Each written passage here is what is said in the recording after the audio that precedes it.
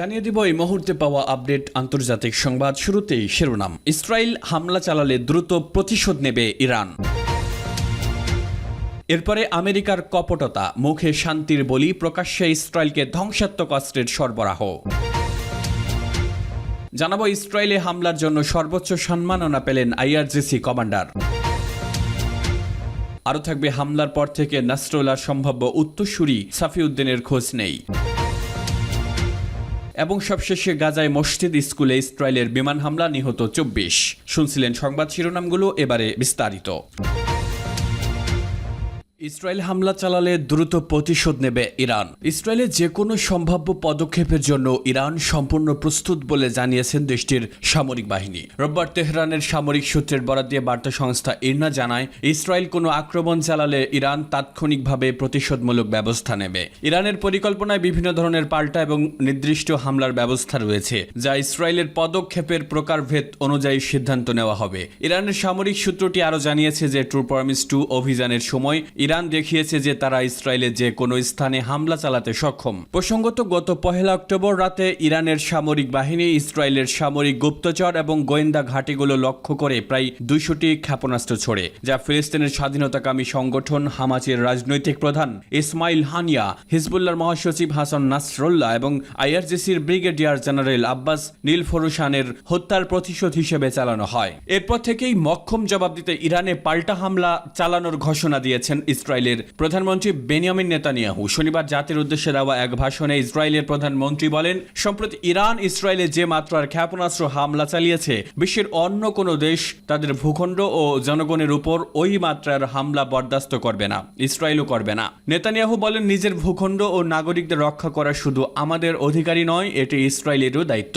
Israel সেই দায়িত্ব নিশ্চিতভাবে পালন করবে। এমন প্রেক্ষিতে ইরানের এই বার্তা ইসরায়েল ও ইরানের মধ্যে উত্তেজনা আরও বাড়িয়ে তুলেছে, যা আঞ্চলিক নিরাপত্তার জন্য গুরুতর হুমকি হয়ে দাঁড়িয়েছে। সূত্র মেহের নিউজ এজেন্সি।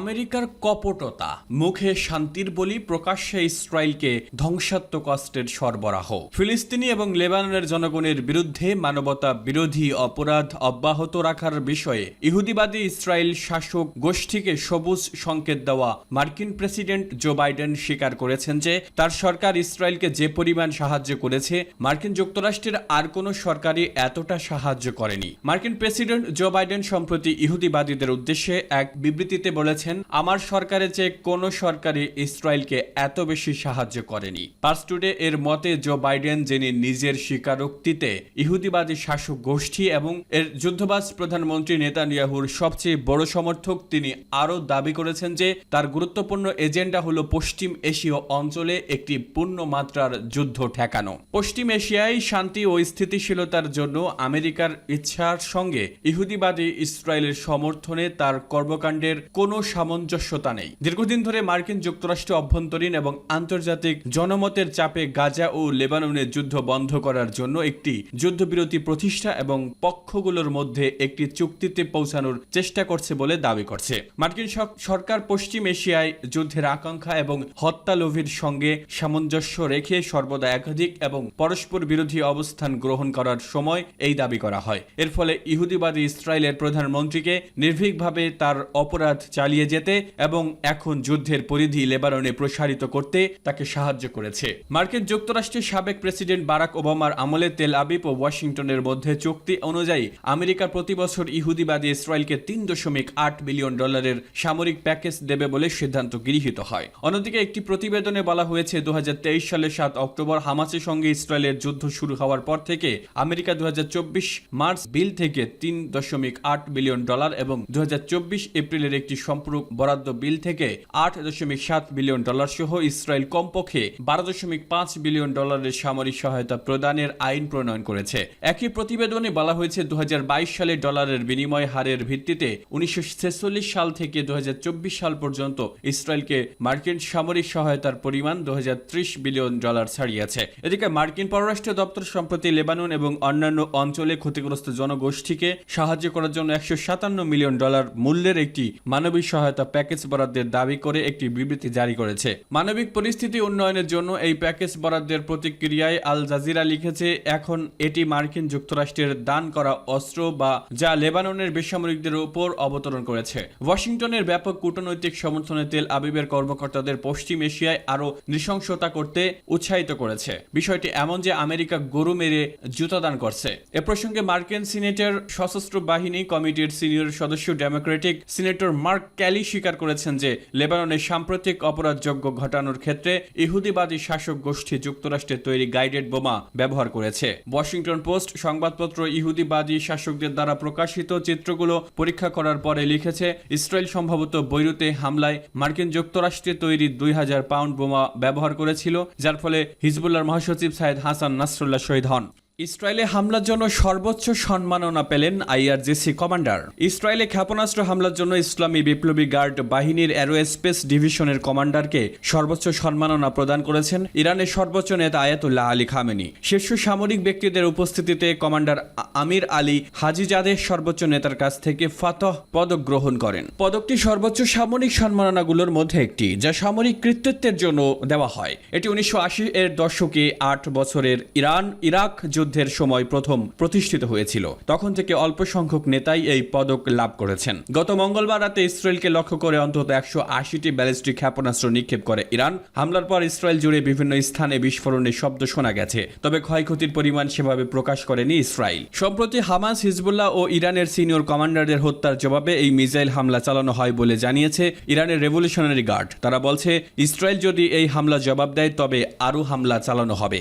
হামলার পর থেকে নাসরুল্লাহর সম্ভাব্য উত্তরসূরি সাফিউদ্দিনের খোঁজ নেই। শুক্রবার বৈরুতের দাহিয়া এলাকায় ইসরায়েলি বিমান হামলার পর থেকে হিজবুল্লাহর সিনিয়র নেতা হাশেম সাফিউদ্দিনের সঙ্গে যোগাযোগ বিচ্ছিন্ন হয়ে পড়েছে। সাফিউদ্দিনকে হিজবুল্লাহর প্রয়াত হাসান নাসরুল্লাহ সম্ভাব্য উত্তরসূরি হিসেবে দেখা হচ্ছিল। লেবাননের একটি নিরাপত্তা সূত্রের বরাত দিয়ে আল জাজিরা এক প্রতিবেদনে জানিয়েছে, সশস্ত্র গোষ্ঠীটির কার্যনির্বাহী পরিষদের চেয়ারম্যান হিসেবে সাফিউদ্দিন সংগঠনের একজন অত্যন্ত উচ্চ পদস্থ সদস্য। তিনি প্রাক্তন সচিব মরহুম নাসরুল্লাহর চাচাতো ভাই। দাহিয়াতে শুক্রবারের ইসরায়েলি বিমান হামলার পর থেকে তার সঙ্গে যোগাযোগ করতে পারছে না হিজবুল্লাহ নেতাকর্মীরা। এদিকে ইসরায়েলের কর্মকর্তাদের বরাত দিয়ে মার্কিন সংবাদ মাধ্যম এক্সিওস বলছে, গত বৃহস্পতিবার শেষ রাতে বৈরুতের দক্ষিণের শহরতলিতে ভূগর্ভস্থ একটি বাংকারে ছিলেন হাশেম সাফিউদ্দিন। সেদিন তার অবস্থান লক্ষ্য করে ব্যাপক বিমান হামলা চালিয়েছে ইসরায়েল। হামলার পর থেকে সাফিউদ্দিনের অবস্থান নিয়ে হিজবুল্লাহ প্রাথমিকভাবে কোনো মন্তব্য না করলেও সংবাদ মাধ্যমগুলোতে তার সঙ্গে যোগাযোগ বিচ্ছিন্ন হয়ে পড়েছে।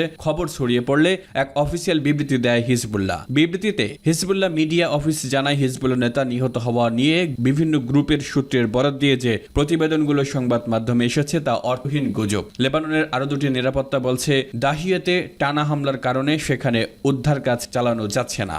গাজায় মসজিদ স্কুলে ইসরায়েলের বিমান হামলা, নিহত 24।